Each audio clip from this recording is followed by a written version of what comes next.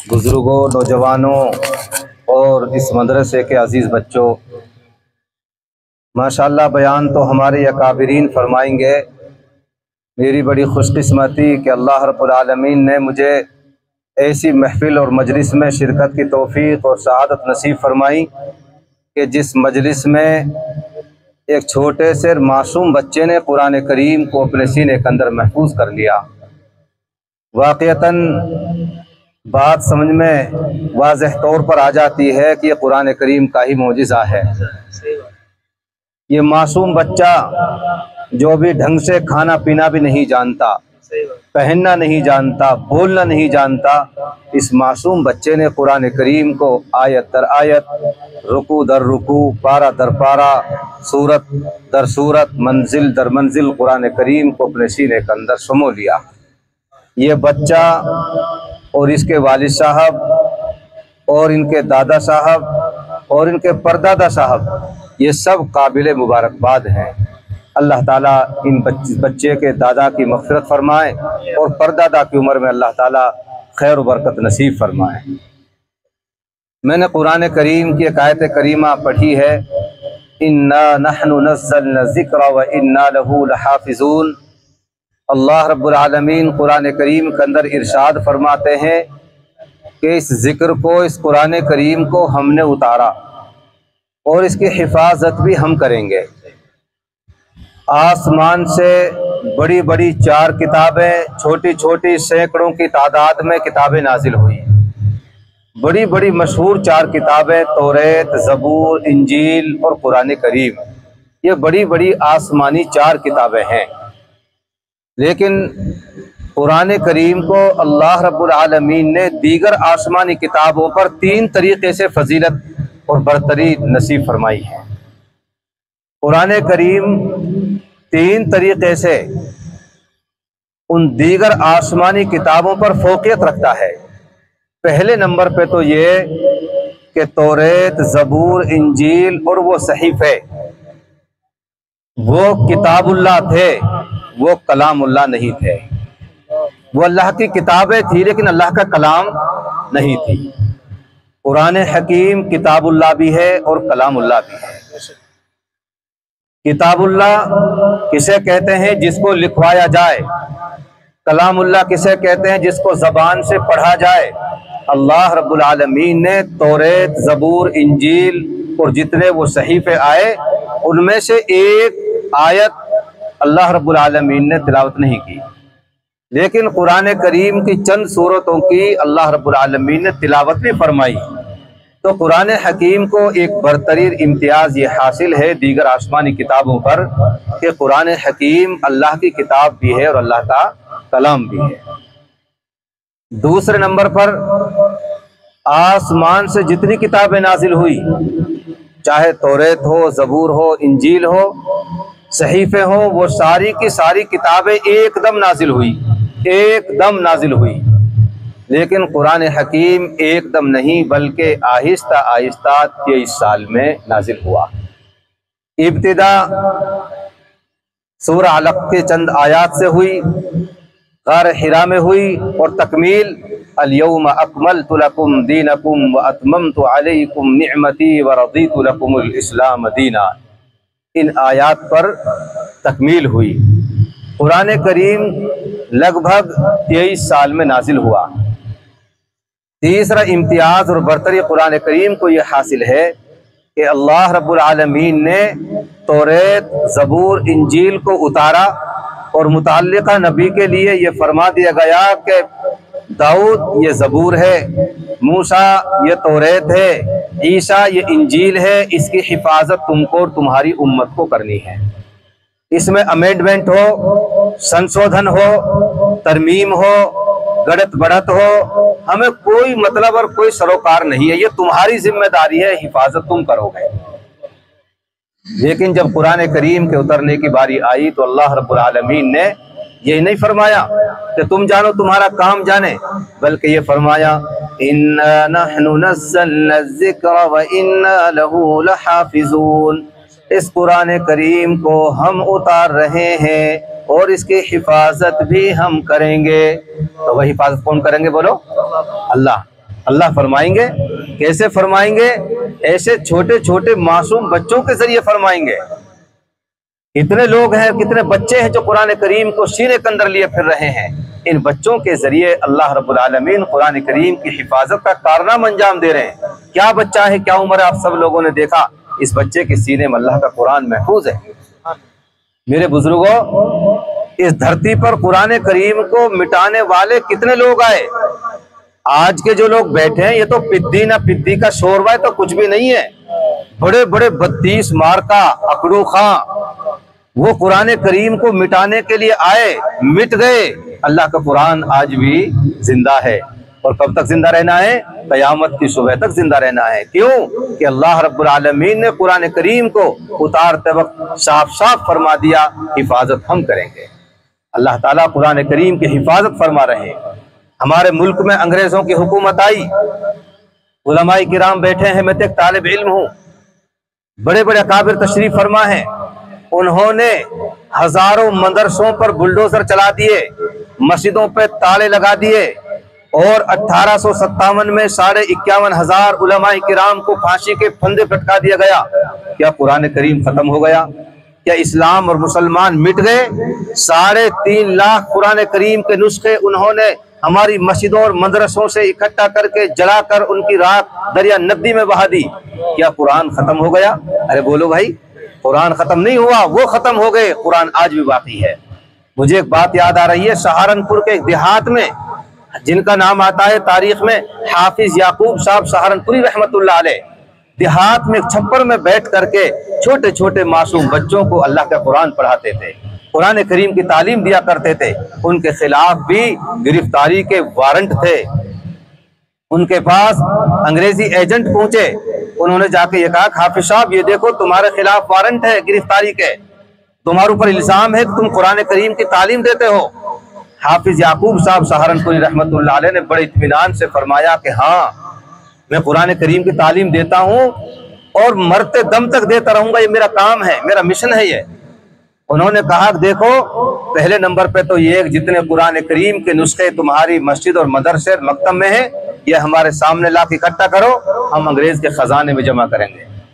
हाफिज याकूब साहब सहारनपुरी रहमतुल्लाह अलैह ने तिपाही में हाथ मारा, बच्चे खामोश हुए और फरमाया, बच्चों जितने कुरान करीम मस्जिद में बुला के जमा कर दो, जो मदरसे में बुला के जमा कर दो, यहाँ तक कि तुम्हारे घरों में भी कुरान करीम मौजूद हो, वो भी ला के जमा कर दो।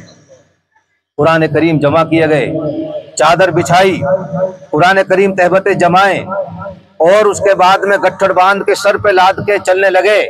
तो हाफिज साहब ने आवाज दी, भाई जरा वापस आने की बात सुनना। वापस बुलाया और फरमाया, बैठ जाइए। उनको बिठलाया और फरमाया कि बैठो और सुनो कुरान क्या है। एक बच्चा खड़ा किया, पढ़ो बेटा पहला पारा, दूसरा बच्चा दूसरा पारा, तीसरा बच्चा तीसरा पारा, 30 बच्चे खड़े कर दिए और 20 मिनट में पूरा अल्लाह का कुरान सुनवा दिया। यह है कुरान करीम। और फिर फरमाया, जाओ ले जाओ इन कागजात को, जला दो इन कागजात को। इन कागजात का नाम कुरान करीम नहीं, कुरान करीम उन अल्फाज व मानी का नाम है जो हमारे बच्चों के सीने के अंदर महफूज है। मेरे अजीजों, तारीख बताती है, उन्होंने गिरह खोली, कुरान करीम वापस किए, पल्ला झाड़ के अपने गुरु घंटालों से जाकर के ये कहा कि अगर तुम्हारे जैसे कुरान करीम को मिटाने वाले लाखों करोड़ पैदा हो जाएं तो कुरान करीम नहीं मिट सकता। क्यों? इसलिए कि हम अपनी आंखों से देख कर आए, छोटे छोटे मासूम बच्चे इस कुरान करीम को अपने सीने के अंदर लिए फिर रहे हैं। मेरे अजीजों, कुरान करीम के अल्फाज भी महफूज, कुरान करीम की क़िराअत सबआर अशरा भी महफूज, कुरान करीम का तर्जमा मानी और मफाहिम भी महफूज, और कुरान करीम के रोशनी में उम्मत के मसाइल का सुलझाना, जिसको आज के ज़माने मुफ्तियान किराम कहा जाता है और कदीम ज़माने में अइम्माए मुज्तहिदीन कहा जाता था, वो भी महफूज। कुरान करीम की एक एक चीज़ महफूज है। जिन बच्चों ने, जिन लोगों ने कुरान करीम के अल्फाज को अपने सीने के अंदर महफूज कर लिया, उनको हाफिज कुरान कहा जाता है। यह हाफिज अल्लाह का नाम है। जो कुरान करीम को अपने सीने के अंदर महफूज कर लेता है, अल्लाह ताला उस आदमी के लिए, उस बच्चे के लिए अपना एक नाम दे देते हैं। लो मैं हाफिज तुमने मेरे कलाम को अपने सीने के अंदर महफूज कर लिया, तुम भी हाफिज। तो कुरान करीम के अल्फाज हुफाज किराम ने महफूज कर लिए। और कुरान करीम की क़िराअत सबआन अशरा ये कारी लोगों ने महफूज कर ली, जिनको कारी मुकरी कहा जाता है। तो कुरान करीम की आयात भी, कुरान करीम के अल्फाज भी, इसकी क़िराअत भी, ये भी महफूज। कुरान करीम के माना और इसके मफाहिम और इसके तराजिम भी महफूज। एक एक जुज के लिए अल्लाह रब्बुल आलमीन ने अफराद तैयार कर दिए। तो मेरे अजीज भाइयों, कुरान करीम के मिटाने वाले मिट गए, अल्लाह का कुरान आज भी बाकी है। इन मदारिस इस्लामिया से ये मासूम बच्चे हर साल हजारों की तादाद में हाफिज कुरान पैदा होते हैं। और लोग इन मदरसों पर एतराज जड़ देते हैं, मदरसे क्या करते हैं, मदरसों ने क्या क्या है। मेरे अजीजों, ये सही है, हम आपको IAS IPS अफसर नहीं दे सकते, हम आपको वकील नहीं दे सकते, हम आपको ग्रेजुएट नहीं दे सकते, लेकिन हम आपको लाखों की तादाद में हाफिज कुरान दे सकते हैं, दे रहे हैं। हम आपको उलमा दे रहे हैं, मुफ्तियान किराम दे रहे हैं, जो उम्मत के मसाइल को हल करते हैं। तो मेरे अजीजों, इन मदारिस इस्लामिया से तरह बड़ा काम हो रहा है। आज हर कसो नाकस अच्छे अच्छे खुताबा भी अपनी तकरीरों में इन मदारिस के खिलाफ जहर उगलते नजर आते हैं। उनको सोचना चाहिए, यही मदारिस इस्लामिया हैं जो कुरान करीम की हिफाजत का कारनामा अंजाम दे रहे हैं। वरना बेचारे ये मदारिस के जिम्मेदारान ये भी CSC सेंटर खोल सकते हैं, तिजारत कर सकते हैं, बिजनेस में आगे से आगे बढ़ सकते हैं, अपनी नाक कटा करके, अपना जमीर गिरा करके, सब कुछ ये दर दर और घर घर की टोकरें खाकर है अल्लाह के दीन को और अल्लाह के कलमा को और कुरान के नाम को बुलंद करने के लिए दिनों रात बेचैन और परेशान रहते हैं। इन मदारिस इस्लामिया की हमको कदर करने की जरूरत है। अल्लाह हमको कदरदानी की तौफीक अता फरमाए। कैसे कैसे उलामा इन मदारिस इस्लामिया से तैयार होते हैं। तो मेरे अजीजों, हमको चाहिए कि हम अपने बच्चों को जहाँ दुनियावी तालीम आला से आला पैमाने पर दिलाने की कोशिश करते हैं, हम अपने बच्चों को हाफिज कुरान भी बनाने की भरपूर कोशिश करेंगे भाई इंशाअल्लाह। हम ये अहद लेकर जाएंगे यहाँ से कि अपने बच्चों को हाफिज कुरान बनाएंगे। क्यों? जिस तरह आपके दिल में यकीन है अगर मेरा बेटा IAS और IPS अफसर बनेगा तो मेरे बेटे की लंबी चौड़ी तनख्वाह होगी, अच्छी गाड़ी होगी, अच्छी हवेली होगी, अगली सीट पर चोड़ के बैठा करूंगा कि मैं फला साहब का बेटा हूँ। ये दुनिया की चंद दिन की इज्जत है, लेकिन जिसका बेटा हाफिज कुरान हो जाए उनकी इज्जत के बारे में नबी करीम सल्लल्लाहु अलैहि वसल्लम क्या फरमाते हैं कि अल्लाह ताला क़यामत के दिन मैदान महशर में हाफिज कुरान के माँ बाप को आवाज देंगे। हाफिज साहब के माँ बाप कहाँ हैं? माँ बाप को अल्लाह ताला बुलाएंगे और उनके सर पे ऐसा ताज पहनाएंगे। हदीस पाक के अंदर दो तरह के अल्फाज मिलते हैं, ऐसा ताज ज़ौउहु अहसनु मिन ज़ौइ शम्सी वल क़मर, ऐसा ताज पहनाया जाएगा जिस ताज की रोशनी चांद और सूरज से भी ज्यादा हो। दूसरा अल्फाज यह है ज़ौउहु मिस्ल ज़ौइ शम्सी वल क़मर, तो उस ताज की रोशनी चांद और सूरज के बराबर होगी। ऐसा खूबसूरत और चमकदार ताज हाफिज कुरान के माँ बाप के सर पे पहनाया जाएगा। और फिर अल्लाह ताला एक हाफिज कुरान की बरकत से ऐसे 10 आदमियों की मक़फ़िरत फरमाएंगे जिनके लिए जहन्नम वाजिब हो चुकी होगी। और फिर आखिर में अल्लाह ताला हाफिज कुरान से फरमाएंगे कि हाफिज जी आगे आ जाओ। हाफिज साहब आगे आएंगे, अल्लाह ताला फरमाएंगे इक़रा वरतक़ी वरत्तिल कमा कुन्त तुरत्तिलु फिद दुनिया फ़इन्न मंज़िलका इंद आखिरि आयतिन तक़रऊहा औ कमा क़ाल अलैहिस्सलातु वस्सलाम। हाफिज कुरान लिफ्ट में बैठ जाओ। कहाँ बैठेंगे भाई हाफिज कुरान बताओ? लिफ्ट में। आज तो बहुत आसान है समझना, कोई जीना नहीं। लिफ्ट में हम 4 मंजिल की कोठी में बगैर लिफ्ट के नहीं जा सकते। तो बताओ ये हाफिज कुरान 6666 मंजिल के टावर में बगैर लिफ्ट के कैसे जाएगा? कुर्बान जाइए उस लिफ्ट पर, दुनिया की करोड़ों लिफ्ट कुर्बान हो जाएं उस जन्नत की अल्लाह की लिफ्ट पर। हाफिज कुरान लिफ्ट में बैठेंगे और अल्लाह ताला क्या फरमाएंगे इक़रा, पढ़, शुरू कर, पढ़ो अल्लाह का कुरान, बिस्मिल्लाह रऊज़बिल्लाह पढ़ करके शुरू करो सूरह फातिहा से। अब और अल्लाह क्या फरमाएंगे आगे इक़रा वरतक़ी, पढ़ता जा और जन्नत में, अरे बोलो भाई, चढ़ता जा। और सुन वरत्तिल, ठहर ठहर के पढ़ना, कमा कुन्त तुरत्तिलु फिद दुनिया, जैसे तू दुनिया में ठहर ठहर कर पढ़ता था, मजा ले लेकर पढ़। जैसे माशाल्लाह कारी अरशद साहब ने तिलावत सुनाई, और उसके बाद में नात शरीफ में माशाल्लाह कमाल कर दिया। हमारे अकाबिर सब झूम रहे थे कि कैसी नात शरीफ पेश की है मेरे आका व मौला हजरत मोहम्मद मुस्तफ़ा सल्लल्लाहु अलैहि वसल्लम की, कैसे कुरान करीम की तिलावत फरमाई।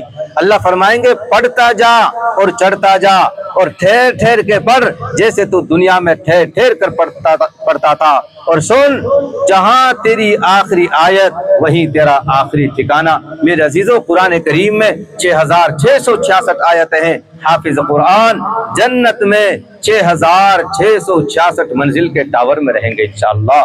कौन कौन ऐसे लोग हैं जो आज ये तय करके जाएंगे कि हमको अपने बच्चों को हाफिज कुरान बनाना है इंशाअल्लाह। हम सब ताज पहनेंगे इंशाअल्लाह। और याद रखो, दादाजी को ताज नहीं मिलेगा। पोते पड़पोते दादाजी की मग़फ़िरत तो करा सकते हैं, लेकिन दादाजी को ताज नहीं पहनाया जा सकता। ताज तो सिर्फ माँ बाप को मिलेगा। हमारे मुल्क का एक बादशाह, कभी मेरे अजीजों बादशाहों के बेटे भी हाफिज कुरान हो जाते थे। आज तो जिसके पास 2 पैसे आ गए वो अपने बच्चों को मस्जिदों में मदारिस में भेजने के लिए तैयार नहीं। हमारे मुल्क का बादशाह, उनके बेटे ने कुरान करीम को हिफ्ज कर लिया और उनका बाप बादशाह अपने बाप की खिदमत में मिठाई का डब्बा लेकर हाजिर हुआ कि बाबा खड़े हो जाओ, कि क्या हुआ, मेरे बेटे ने और तुम्हारे पोते ने कुरान करीम को हिफ्ज कर लिया। बादशाह के बाप ने मिठाई का डब्बा लेकर दीवार में मारा और ये कहा कि ताज तो तेरे सर पे जाएगा, मुझे क्या मिलेगा, मुझे तो जब ताज मिलेगा जब तू हाफिज कुरान बनता। मेरे अजीजों, उस बादशाह की उम्र 45 साल की थी उस वक्त। आज हम कहते हैं मौलवी साहब बेटा जबान मोटी हो गई, ऐन गैन नहीं निकलती, बड़ा काफ छोटे काफ नहीं निकलते, और दाढ़ी इतनी अच्छी निकालते हैं, अल्लाह की पनाह। और जब कुरान करीम पढ़ने की बात आती है, छोटे शीन बड़े शीन में फर्क नहीं कर पाते, छोटे काफ बड़े काफ को अच्छी तरीके से नहीं पढ़ पाते। खैर बहरहाल मैं तफसीर में जाना नहीं चाहता। तो बादशाह के ये बात दिल में लग गई। 45 साल की उम्र में पूरे हिंदुस्तान का बादशाह, उसने ये तय किया कि मुझे भी इंशाअल्लाह हाफिज कुरान बनना है और अपने माँ बाप के सर पे ताज पहनवाना है।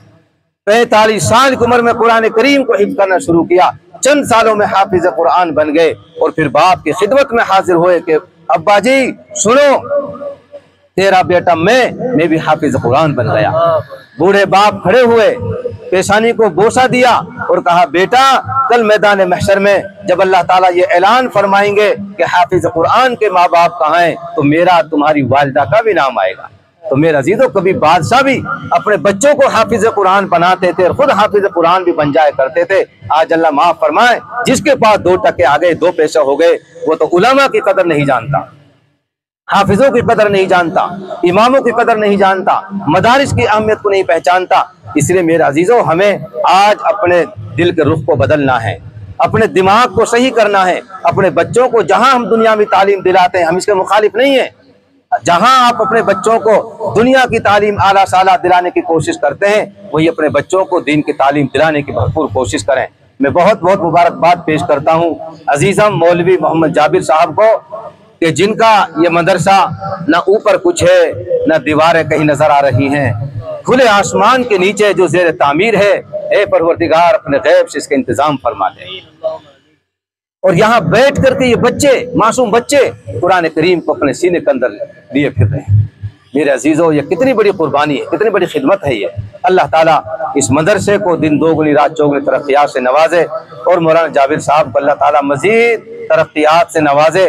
और मैं इन बच्चों को, इनके माँ बाप को, इनके दादाजी को, इनके साथिजा को फिर आखिर में एक बार मुबारकबाद पेश करता हूँ, अपनी बात ख़त्म करता हूँ। व आखिर दावाना अनिल हम्दुलिल्लाहि रब्बिल आलमीन।